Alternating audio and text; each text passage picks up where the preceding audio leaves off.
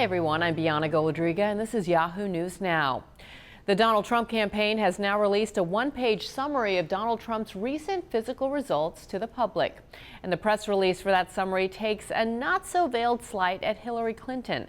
It says, quote, "We are pleased to disclose all of the test results which show that Mr. Trump is in excellent health and has the stamina to endure, uninterrupted, the rigors of a punishing and unprecedented presidential campaign, and more importantly, the singularly demanding job of the President of the United States." In true Donald Trump fashion, though, he first released his physical results to Dr. Oz, where his stamina did come up. Take a listen. Let's talk about stamina. You've used that word a lot. You've made an issue in this campaign. You argue that a president has to have a tremendous amount of stamina. If elected at age 70, you will be the oldest person to ever enter the Oval Office. Why do you think you have the stamina for the job? Yeah, just about the same age as Ronald Reagan, and Hillary's a year behind me. I would say just based on my life. I mean, I actually, and I don't know if this makes sense, I feel as good today as I did when I was 30. Professor Arthur Caplan is the Director of Medical Ethics at NYU Langone Medical Center. He is joining us via Skype. Professor, thanks so much for coming on.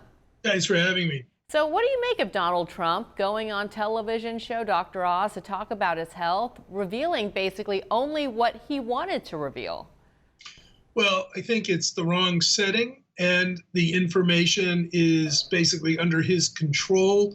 I don't think anybody should take it seriously in terms of really standing up as a full medical evaluation. Dr. Oz, by the way, is a cardiac surgeon.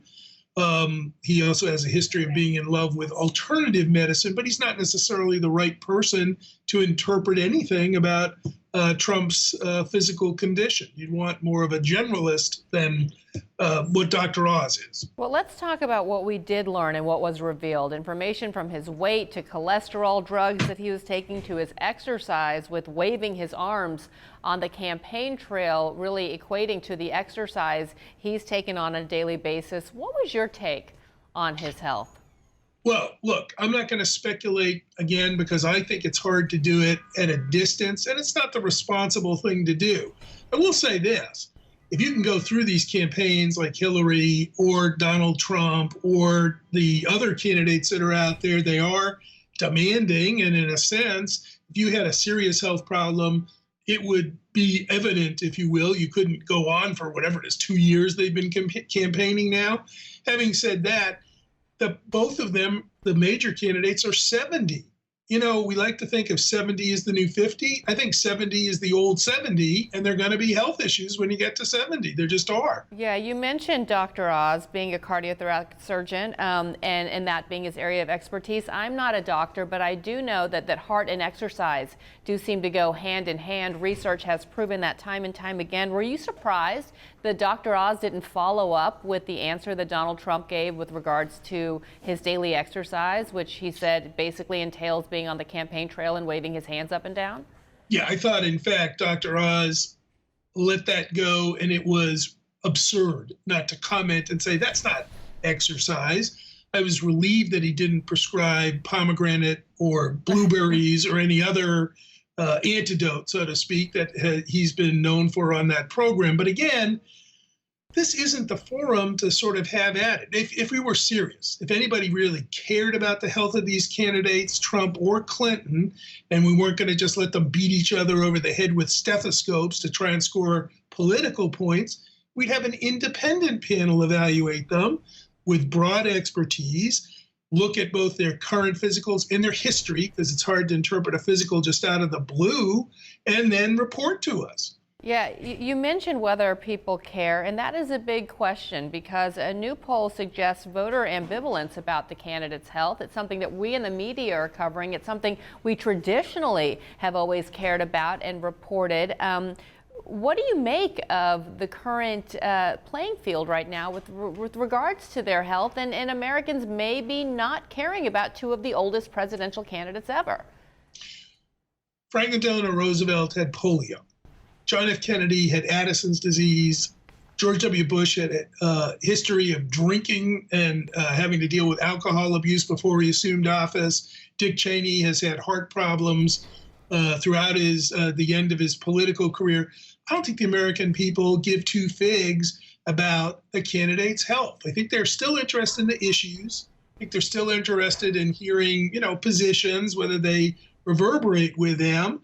And I think this has just turned into a politicized fight on a different front. Trump is more willing to go at Hillary because she stumbled and raised doubts about her stamina, maybe in part because she's a woman. I think that wouldn't happen as much if his opponent was a man. Is she tough enough, so to speak, or strong enough for the job? And I think the media gets sucked into this. It looks like, the issue of the week. I'll make a prediction. I think once the debates get going, we won't remember this. Well, of course, we do have video, though, and I want to get your thoughts on the video of Hillary Clinton from last Sunday stumbling, because it appeared to be more than just a trip, right? I mean, a lot of people, especially before we knew that she had been diagnosed with pneumonia, were really concerned about that. It didn't look good. I'll leave it at that. What did you initially think when you saw that video?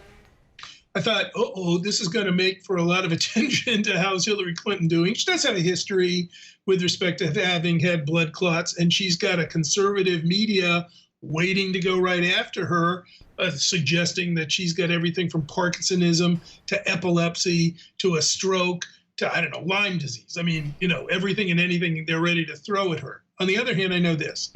Get dehydrated. A lot of people get faint. I've seen it many times. You get in a situation where you're exhausted, tired, and dehydrated. So I thought, I don't know what's going on. I hope they're going to tell us quickly what they think may be going on. They were slow on her side of the street to get to the pneumonia diagnosis and talk about it. But I didn't think, oh, my goodness, she stumbled. She can't be president. Anybody who remembers Gerald Ford, sort of the king of the stumblers, right, would know we've had presidents who fall down, bang their heads, get in all kinds of trouble. But he happened to be a football player, too, at that. So I guess we have it. I don't know. We have an issue of transparency from both sides here. But as you said, and I agree with you, I think we'll be talking about something else in the weeks ahead, though now health sure is in the front burner. There's going to be a whole slew of doctors disappointed, from Dr. Oz all the way up to Doctor Who, I guess, who, their day in the sun is over. The health issue will be gone. All right. Well, Professor, we appreciate your time. Thank you so much for My joining pleasure. us. And we always look forward to hearing what you have to say. You can follow Yahoo News and me, Bianna Golodryga, on Facebook and Twitter, and use hashtag Yahoo Now to let us know what you think about everything you've just heard. Thanks so much for watching.